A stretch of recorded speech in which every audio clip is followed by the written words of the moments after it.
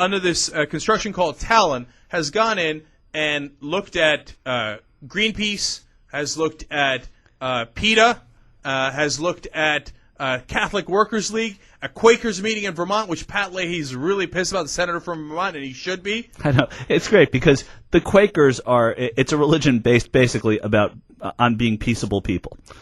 And so our government is spying on people who are advocating peace. And it's not an organization, against Republicans, not an organization against anything except war, against and it's a religious organization. What's the motive to stop peaceful organizations? I mean, how much of a threat could they possibly be, except for providing information to mass amounts of people? Let me give you the official excuse first, and then we'll move on to why they must really be doing it. The official excuse is we're looking to protect our military installations within the United States of America. In order to protect those military installations, what we have to do is infiltrate local U.S. groups, and perhaps, as we've now found out, do warrantless searches on them and spy on them. Because the history of the Quakers disrupting army bases. Mm-hmm. Okay, so these groups, they claim to be nonviolent, but you never know. There are some groups that are linked to those groups who might be violent, and they might go after a military installation. That's why we have to do these spying on these groups.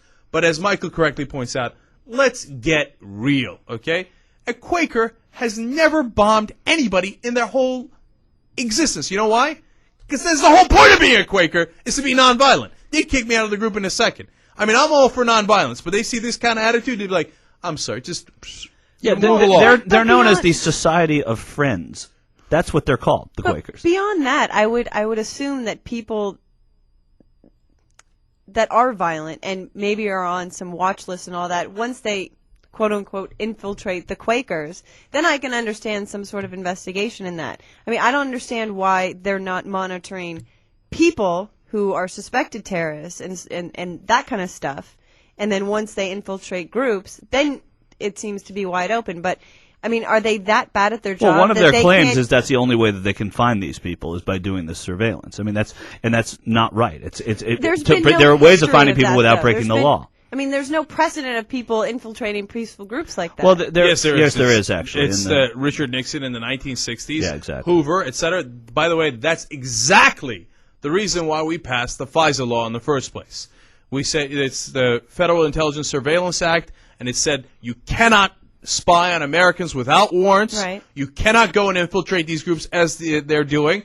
And the reason we did that was because Nixon was doing it against his political enemies. Now. Not to mention, there was also a time in the 60s when Americans were fearing that there was foreign influence on civil rights protests that were going on in the 60s at that time. So they were trying to spy on and infiltrate those groups to find out if there was foreign influence on them, so they could go after the countries that were sponsoring such influence. These have always been excuses. No. It's not about our political enemies. It's about the communists. It's not about our political enemies. It's about the terrorists.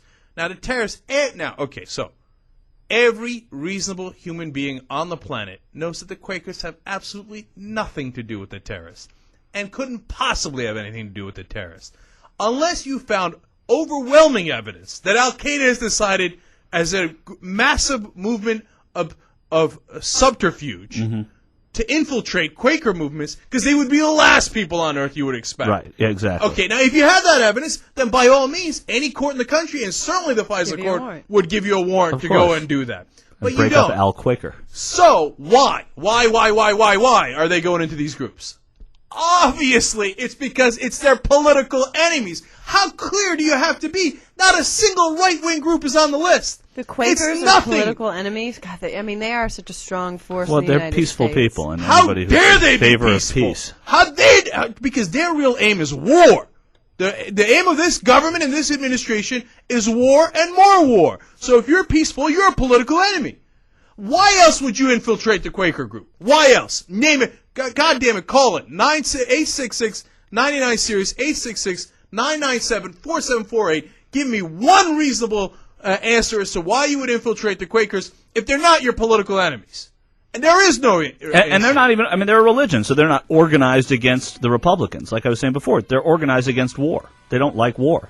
and Republicans apparently can't see anything past war. War is the only solution these days. And I'm sure the Quakers were upset with the Clinton administration when they went to Bosnia and Somalia. I'm sure any time we engage, the Quakers are upset. Young Turks. How would you like to mingle with golf pros at major tour events or talk candidly with them in the locker room and get the story behind the story? Well, now there's a magazine that takes you where the news is breaking. A different kind of magazine, not found on newsstands. Golf World, the #1 news magazine in golf. Golf World brings